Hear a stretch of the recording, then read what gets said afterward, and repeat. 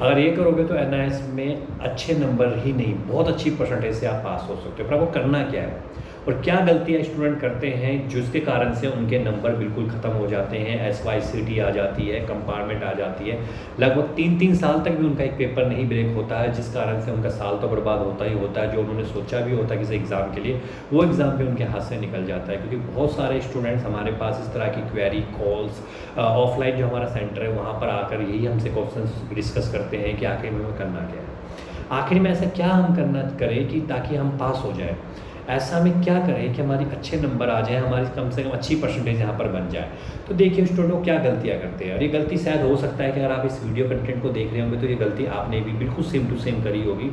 या तो फॉर्म आपने खुद भरा होगा अपना एडमिशन के टाइम, या फिर फॉर्म आपने किसी साइबर कैफ़े वाले से भराया होगा और अब आप बिल्कुल निश्चित हो गए होंगे, और अब आप कहीं पर आपने कोई कंटेंट देख लिया होगा, वहाँ से आपने अपना टाइम टेबल निकाल लिया होगा, रोल नंबर निकाल लिया होगा, और अब आप सोच रहे होंगे कि अब मैं एनआईएस में पास हो जाऊँगा। पर यहाँ पर आप सबसे बड़ी गलती करते हैं, SYCT और कंपार्टमेंट आने के चांसेस आपके पूरे यहाँ पर बन जाते हैं। क्योंकि जब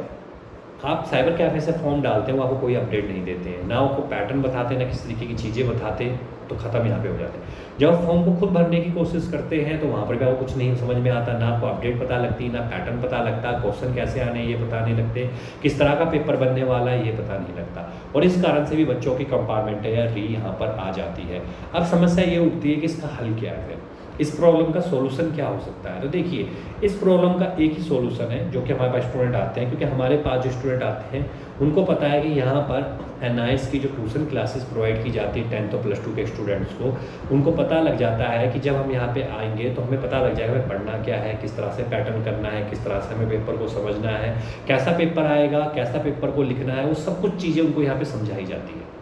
वो तरीके बताए जाते हैं। क्वेश्चन आता हो तो क्या लिखना है, नहीं भी आता हो तो उसका जवाब किस तरह से दे कि एग्जामिनर आपको 2 में से 1 या 1.5 नंबर तो दे ही दे।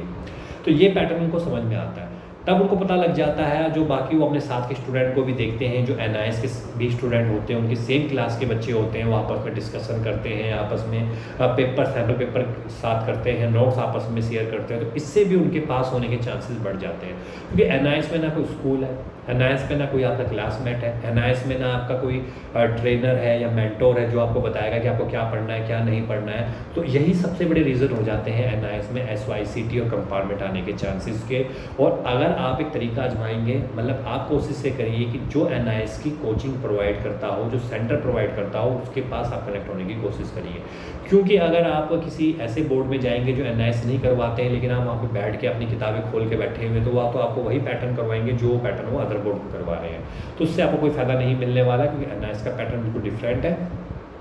तो यही एक चीज़ है, अगर आप ये करना चाहते हैं तो इसको ज़रूर करिए, किसी अच्छे कोचिंग सेंटर से कनेक्ट हुई जो एनआईएस की आपको अच्छी तरीके से कोचिंग दे सके और आपको अच्छे नंबरों से पास करा सके।